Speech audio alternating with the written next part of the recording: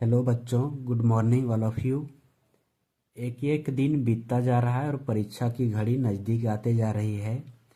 ऐसे में घबराने की ज़रूरत नहीं है। अपनी तैयारी अपने अंदाज से करते रहें। परीक्षा आ रहा है तो जाएगा भी। ज़्यादा समय बर्बाद नहीं करते हुए सीधा हम टॉपिक पे आते हैं। आज 30 इम्पॉर्टेंट मल्टीपल चॉइस क्वेश्चंस का दूसरा सेट सॉल्व करेंगे, जो एग्ज़ाम के दृष्टि से बहुत महत्वपूर्ण है। पहला सेट जो नहीं देख पाए होंगे वो डिस्क्रिप्शन में लिंक दे दिए हैं, वहाँ से जाकर के देख सकते हैं। इस सेट के बाद हर चैप्टर वाइज इम्पॉर्टेंट क्वेश्चंस का वीडियो अपलोड करेंगे, इसलिए चैनल को सब्सक्राइब नहीं किए हैं तो कर लें और दोस्तों को भी शेयर कर दें। एक बात और है कि एक लाइक तो बनता है। तो आज का सेट शुरू करते हैं।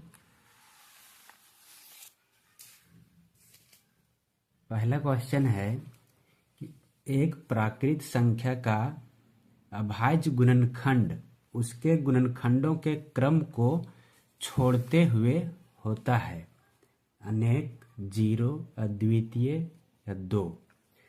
क्वेश्चन में पूछ रहा है कि अगर कोई भी प्राकृत संख्या है उसका जब अभाज्य गुणनखंड अगर हम करेंगे, उसका क्रम को अगर हम नहीं लें तो उसका क्या होता है अभाज्य गुणनखंड। क्रम को छोड़ दें तो जैसे 30 का अगर अभाज्य गुणनखंड हम करते हैं तो इसका अगर पहले 2 से भाग देंगे इसको 15 आएगा, फिर 3 से भाग देंगे 5 आएगा। तो इसका अभाज्य गुणनखंड को हम लिखेंगे 30 बराबर 2 गुने 3 गुने 5। और वही 30 का अगर अभाज्य गुणनखंड करने के लिए पहले अगर 3 से भाग दे दे कोई तो ये 10 आएगा, फिर 10 को 2 से भाग देंगे 5 आएगा। तो इसका अभाज्य गुणनखंड को लिखेंगे 3 गुने 2 गुने 5। अब क्वेश्चन में दिया है कि अगर क्रम को छोड़ते हुए, मतलब क्रम जो सीरियल है, जैसे पहले 2 है, पहले उसके बाद 3 है, फिर 5 है, तो अगर इस क्रम को हम अगर मायने नहीं रखे, इसमें पहले 3 आ गया, फिर बाद में 2 है, उसके बाद फिर 5 है, तो क्रम को अगर हम कोई मायने नहीं रखे हम उसको कि पहले किसको लें बाद में किसको लें, तो इसका हल जो है वो अद्वितीय होता है। अद्वितीय कहने का मतलब है कि ये 2 यहाँ पे पहले आया था, फिर इसमें 2 बाद में आया, इसमें 3 बाद में आया था, इसमें 3 पहले आया। तो कौन कहाँ आ रहा है उससे मतलब नहीं है, लेकिन जो पहला अभाज्य गुणनखंड में जो 2 और 3 5 है, दूसरा में भी वही 2 और 3 और 5 है। क्रम को हम इधर उधर कर दे रहे हैं, उससे मतलब नहीं। उसको यहाँ पे दिया है कि क्रम को छोड़ते हुए, तो क्रम को हम इधर उधर कर दें अगर, तो इसका गुणनखंड जो है वो अद्वितीय हो जाएगा। 2 3 5 इसमें भी है, वही 2 3 5 इसमें भी है। तो इसका आंसर हो जाएगा कि एक प्राकृत संख्या का अभाज्य गुणनखंड उसके गुणनखंडों के क्रम को छोड़ते हुए अद्वितीय होता है। एक क्वेश्चन पूछता है एग्जाम में, तो इसको याद रख लेना है कि इसका अद्वितीय होता है। दूसरा क्वेश्चन है, निम्न में से कौन सी संख्या अपरिमेय संख्या है। अपरिमेय संख्या कौन है, ये पहले देख लेना है क्वेश्चन में कि परिमेय देर पूछ रहा है कि अपरिमेय। यहाँ पे दिया हुआ है यह परिमेय संख्या कौन है। तो परिमेय संख्या के बारे में हम लोग पढ़े हैं कि परिमेय संख्या किसको कहते हैं, जिसको P बटे Q के रूप में लिख सके, जहाँ P और Q दोनों संख्या जो है वो पूर्णांक होता है। P और Q पूर्णांक होता है। पूर्णांक का मतलब वो पूर्ण अंक होना चाहिए। अब यहाँ पे जैसे पहले दिया हुआ है रूट में है 225, तो 225 का वर्गमूल निकालेंगे तो ये हो जाएगा 15। तो 15 को हम 15 बटे 1 लिख सकते हैं, तो ये P बटे Q के रूप में हो गया, जहाँ पे P और Q दोनों पूर्ण संख्या है। तो ये हो जाएगा परिमेय संख्या। यहाँ हमको पूछ रहा था अपरिमेय संख्या कौन होगा। दूसरा ऑप्शन में दिया हुआ है 17 को भी हम लिख सकते हैं 17 बटे 1। यहाँ पर भी P और Q दोनों पूर्ण संख्या है, तो ये भी हो जाएगा परिमेय संख्या। 0 है अगला, 0 को हम लिख सकते हैं 0/1, तो ये भी एक 0 भी पूर्ण संख्या है और 1 भी पूर्ण संख्या है, तो ये भी हो जाएगा परिमेय संख्या। अगला है पाई का मान 22/7 जो होता है, तो ये देख करके नहीं कह देना है कि ये परिमेय संख्या है, क्योंकि पाई का मान 22/7 एग्जैक्ट ये होता नहीं है, 22/7 मान लिया गया है। इसलिए पाई को याद रखना कि पाई एक अपरिमेय संख्या है। तो इसमें से कौन अपरिमेय संख्या हो जाएगा, तो पाई हो जाएगा एक अपरिमेय संख्या। क्वेश्चन 3 में दिया हुआ है कि संख्या 6, 72 और 120 का HCF होगा। HCF निकालना है यहाँ पे, तो यही हम भागा देकर भी निकाल सकते हैं, लेकिन अक्सर HCF निकालने के लिए जो देता है वो अभाज्य गुणनखंड विधि से HCF निकालने के लिए देता है। तो 6 का हम अभाज्य गुणनखंड करेंगे, इसको पहले 2 से भागा देंगे, 2 तिया 6, तो 6 का गुणनखंड हो गया 2 गुने 3।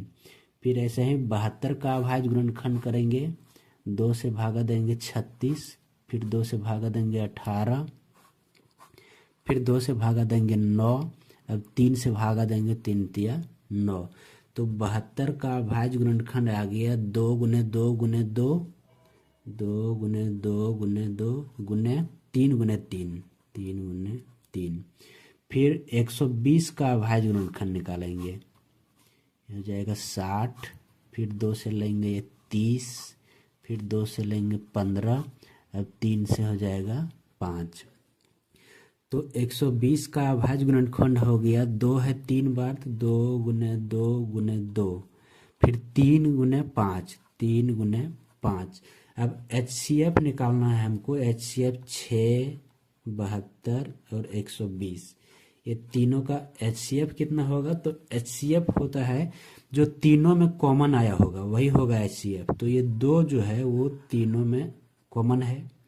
फिर यहाँ पे एक 3 इसमें है, इसमें भी 3 है, इसमें भी 3 है, तो ये 3 भी सभी में कॉमन हो गया।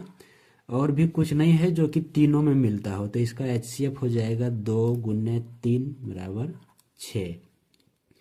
यहाँ पर 5 है, इसमें कहीं 5 नहीं है, इसमें भी 2 है, इसमें एक और 2 है, लेकिन इसमें 2 और नहीं बचा हुआ है, इसीलिए जब तक तीनों में नहीं मिलेगा तब तक उसको हम HCF में नहीं ले सकते हैं।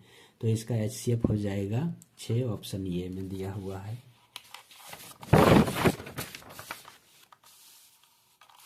अगला क्वेश्चन है, ग्राफ दिया हुआ है y बराबर fx में शून्यकों की संख्या है। ये जो ग्राफ दिया हुआ है इसमें कितना शून्यक होगा इसका? तो शून्यकों की संख्या के लिए हम जानते हैं कि जो ग्राफ अगर दिया हुआ है तो वो x अक्ष को जितना बार काटता है उतना उसका शून्यक होता है। यहाँ पर जो ग्राफ दिया हुआ है ये x अक्ष को एक बार काट रहा है, यहाँ पे मूल बिंदु जो 0 0 होता है वहां पे x अक्ष को एक बार काट रहा है, तो इसका शून्यकों की संख्या हो जाएगा 1। अगला क्वेश्चन है, यदि शून्यकों का योग तथा गुणनफल क्रमशः 0 और √5 हो तो द्विघात बहुपद क्या होगा? शून्यकों का योग दिया है 0 और गुणनफल दिया है √5, तो इसका द्विघात बहुपद क्या होगा? तो द्विघात बहुपद के लिए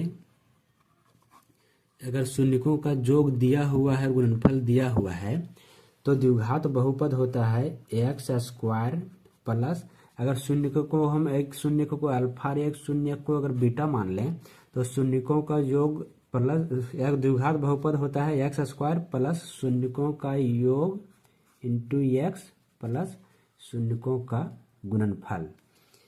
तो यहाँ पे दिया हुआ है एक शून्यक मान लेते हैं, अल्फा बराबर मेरा दिया हुआ है अल्फा नहीं, यहाँ पे शून्यकों का योग दिया हुआ है तो अल्फा प्लस बीटा, शून्यकों का योग अल्फा प्लस बीटा दिया हुआ है 0, और अल्फा इंटू बीटा शून्यकों का गुणनफल जो है वो दिया है √5।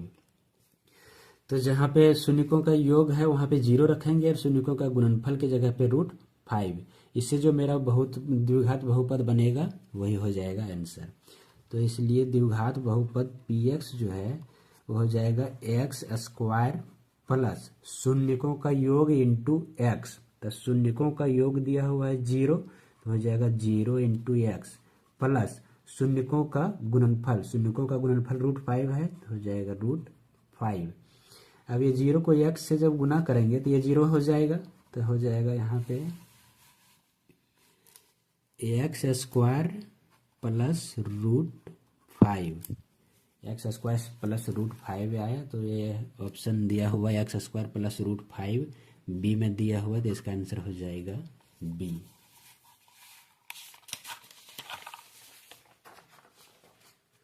अगला क्वेश्चन है 6 नंबर की समीकरण युग्म 3x - y बराबर 3 और x प्लस 3y बराबर 4 का हल होगा।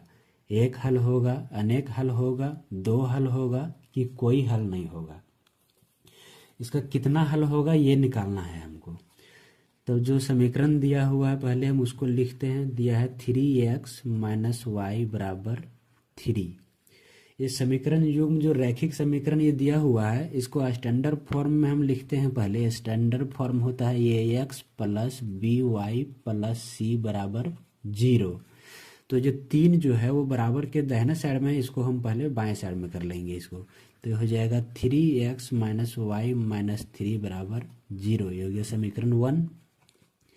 फिर दूसरा समीकरण दिया हुआ है x प्लस 3y बराबर 4। तो इसको जब हम स्टैंडर्ड रूप में लिखेंगे तो ये हो जाएगा x प्लस 3y माइनस 4 बराबर 0। ये 4 प्लस में था बराबर के राइट साइड में, इसको लेफ्ट में ले जाएंगे तो यहाँ हो जाएगा -4। इसको ले लिए समीकरण 2।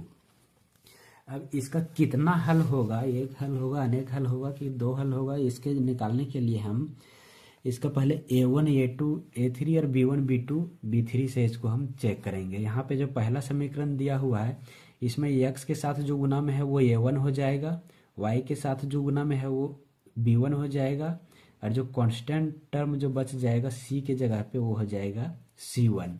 तो यहाँ पे ये a1 बराबर हो जाएगा 3, b1 बराबर हो जाएगा y के साथ में कुछ नहीं है मतलब 1 है, और यहाँ माइनस लगा हुआ है तो -1 हो जाएगा।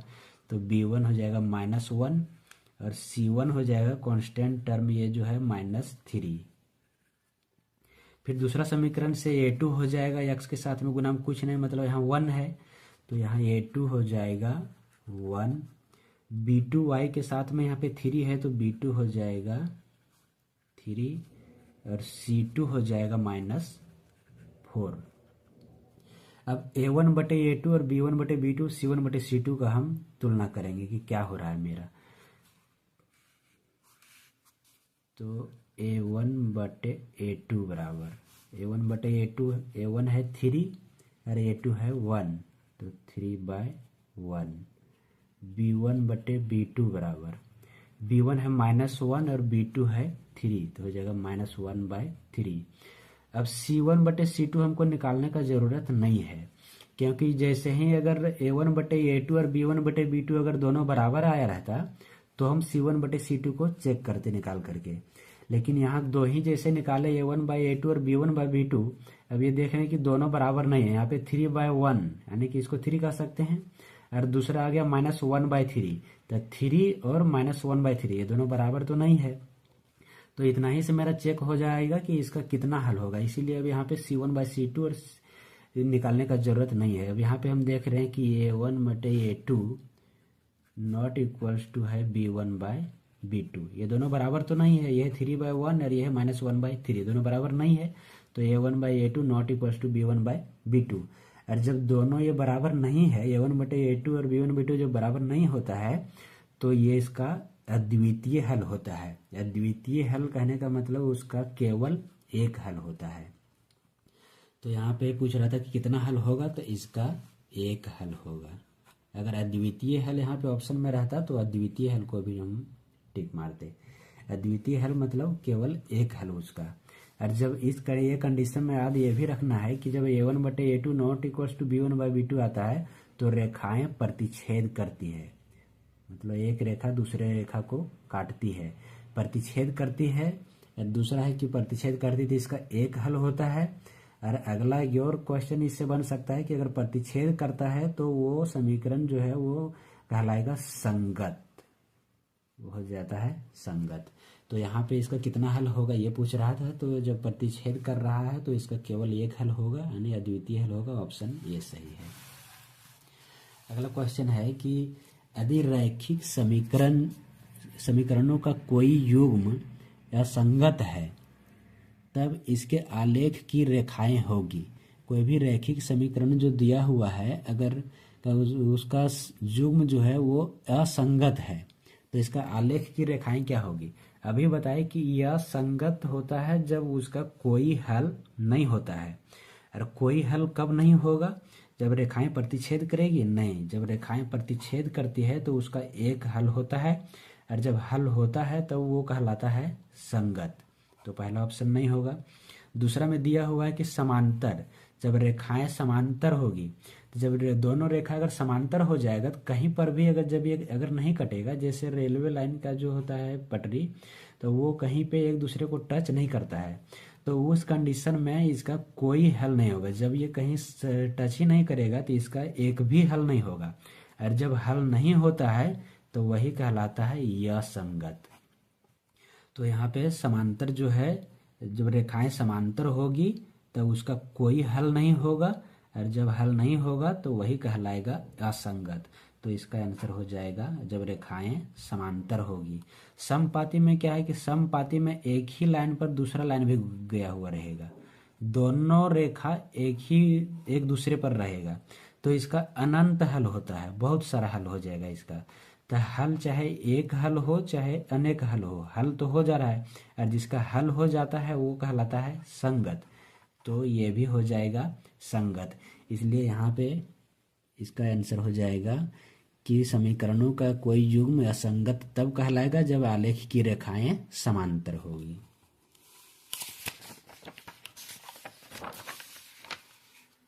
अगला क्वेश्चन है 8 नंबर में कि समीकरण x प्लस वाई बराबर 4 और दूसरा दिया हुआ है x माइनस वाई बराबर 2 के द्वारा निरूपित रेखाएं हैं समपाती, समांतर की प्रतिच्छेदी या इनमें से कोई नहीं। ये जो दो समीकरण दिया हुआ है तो इसके द्वारा जो रेखा निरूपित होगा वो कैसा होगा। तो यहाँ पर भी हम पहले दोनों समीकरण को लिख लेते हैं कि x प्लस वाई बराबर 4 है, इसको हम लिखेंगे x प्लस वाई माइनस 4 बराबर 0। ये हो गया समीकरण 1। दूसरा समीकरण दिया है x माइनस वाई बराबर 2, इसको हम लिखेंगे x माइनस वाई माइनस 2 बराबर 0। ये हो गया समीकरण 2। अब समीकरण 1 से हम a1 b1 c1 निकालेंगे, 2 से निकालेंगे a2 b2 और c2, और फिर उसका हम तुलना करके देखेंगे। तो यहाँ पे a1 बराबर हो जाएगा, x के साथ गुना में कुछ नहीं मतलब 1 है तो a1 हो जाएगा 1, b1 हो जाएगा 1, y के साथ कुछ नहीं मतलब 1 है, और c1 हो जाएगा -4, c1 हो जाएगा -4। ऐसे ही a2 b2 c2 इसे निकालेंगे, तो यहाँ पे a2 हो जाएगा 1, b2 हो जाएगा -1 और c2 हो जाएगा -2। -2 है यहाँ पे c2, तो ये हो जाएगा -2। अब a1 बाई a2 का हम तुलना करके देखते हैं कि क्या होगा। a1 बाई a2 बराबर, ये है 1, a2 भी है 1, 1 बाय 1। फिर b1 बाय b2 देखते हैं, b1 है 1 और b2 है -1, 1 बाय -1, तो ये 1 बाय 1 और एक है 1 बाय -1। ये दोनों फिर देखने के बराबर नहीं है, यानी कि a1 by a2 not equals to b1 by b2। जब ये दोनों बराबर नहीं है तो ये हो जाएगा प्रतिच्छेदी। तो ये दोनों समीकरण के द्वारा निरूपित रेखाएं क्या होगा, ऐसा कंडीशन ये जानते हैं कि जब a1 बटे a2 not equals to b1 by b2 होता है तो रेखाएं प्रतिच्छेद करती है। तो ये दोनों समीकरण से जो निरूपित होगा रेखा वो हो जाएगा प्रतिच्छेदी रेखाएं। अगला क्वेश्चन है 9 नंबर में कि निम्न में से कौन द्विघात समीकरण नहीं है। क्वेश्चन को पहले अच्छे से पढ़ लेना है कि कौन द्विघात समीकरण नहीं पूछ रहा है। हड़बड़ी में द्विघात समीकरण इतना पढ़ करके नहीं कर देना है कि ये द्विघात समीकरण होगा तो इसको टिक कर दें। पहले देख लेना है कि क्या पूछ रहा है क्वेश्चन में, कौन द्विघात समीकरण नहीं है ये पूछ रहा है यहाँ पे। तो हम एक करके सबको चेक करेंगे। पहला जो समीकरण दिया हुआ है x माइनस 2 का होल स्क्वायर बराबर 2x माइनस 3, ये द्विघात समीकरण है या नहीं है इसको हम चेक करते हैं। पहले ये हो गया a माइनस बी का होल स्क्वायर हो गया, तो a माइनस बी का होल स्क्वायर हो जाएगा a स्क्वायर माइनस 2ab, तो इसको गुना करेंगे तो हो जाएगा -2ab प्लस बी स्क्वायर यानी 2 का स्क्वायर, और इधर हो जाएगा 2x माइनस 3। अब ये सॉल्व करेंगे इसको, ये हो जाएगा एक्स स्क्वायर, ये 2 और 2 गुना करके हो जाएगा यहाँ माइनस में 4x प्लस 2 का स्क्वायर 4, और ये 2x इधर आएगा तो माइनस 2x हो जाएगा, और ये माइनस में 3 वो इधर आगे हो जाएगा प्लस में 3 बराबर 0।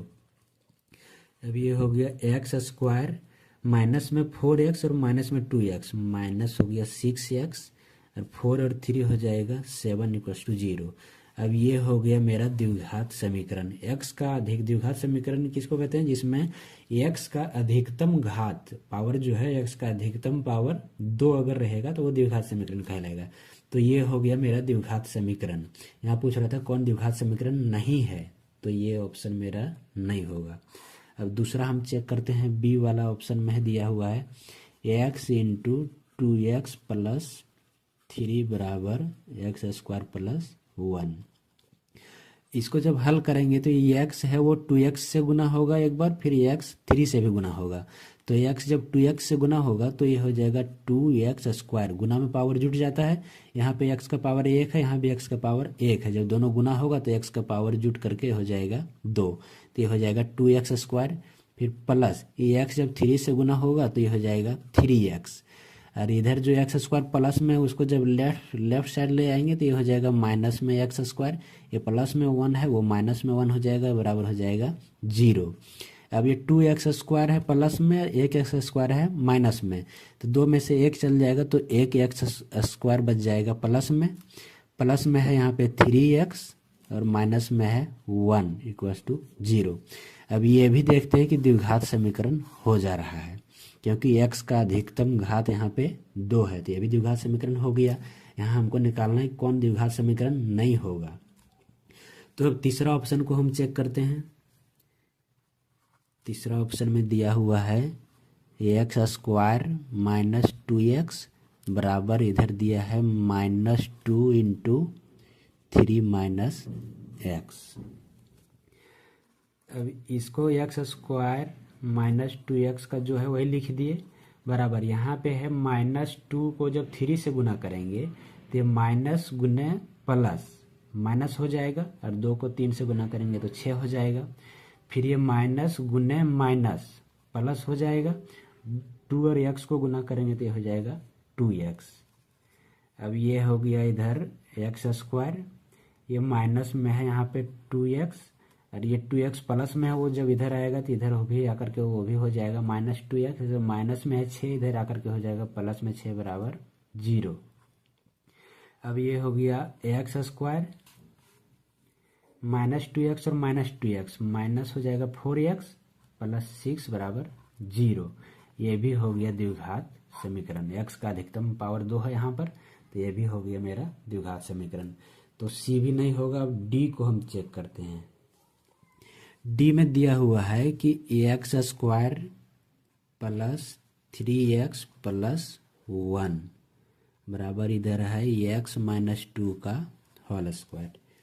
इसको हल करेंगे, इधर जो है वही लिख देंगे x square plus 3x plus 1 बराबर, इधर हो गया a माइनस बी का होल स्क्वायर।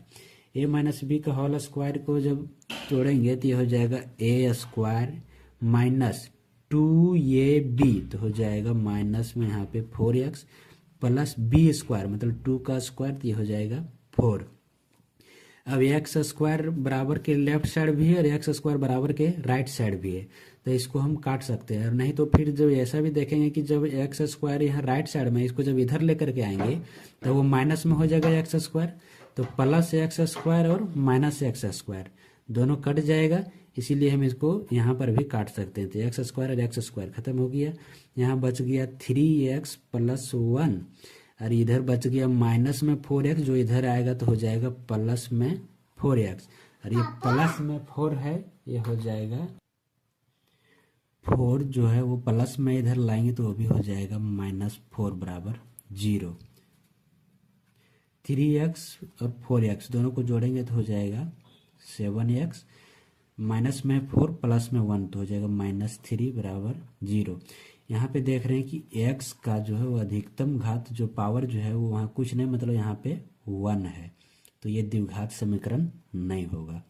द्विघात समीकरण होने के लिए x का अधिकतम पावर 2 होना चाहिए। तो इसमें पूछ रहा था कि यहाँ पे कौन द्विघात समीकरण नहीं होगा, तो इसका ऑप्शन हो जाएगा डी।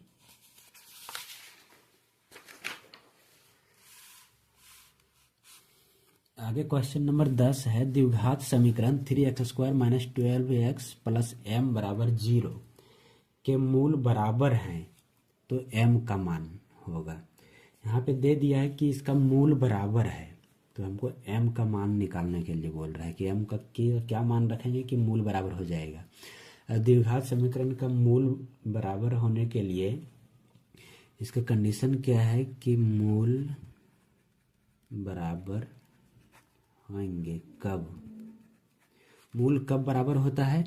जब d जो विविक्तकर होता है, जिसको कि b² - 4ac कहते हैं, वो d बराबर 0 होता है। मूल बराबर तभी होगा जब d का मान 0 हो जाता है। तो d यहाँ पे हो जाएगा b² - 4ac। d का बराबर, d जो है विविक्तकर, उसका फॉर्मूला होता है d बराबर b² - 4ac, इतना बराबर हो जाएगा 0। तो m का मान निकालना है। अब यहाँ पे जो समीकरण दिया हुआ है 3x² - 12x + m = 0, यहाँ पे ये हो जाएगा x² का गुणांक ये होता है, x² के साथ गुना में 3 है, तो यहाँ पे ये हो जाएगा 3। और x का जो गुणांक रहता है वो होता है b, तो यहाँ b हो जाएगा, x के साथ गुना में है -12, तो b हो जाएगा -12।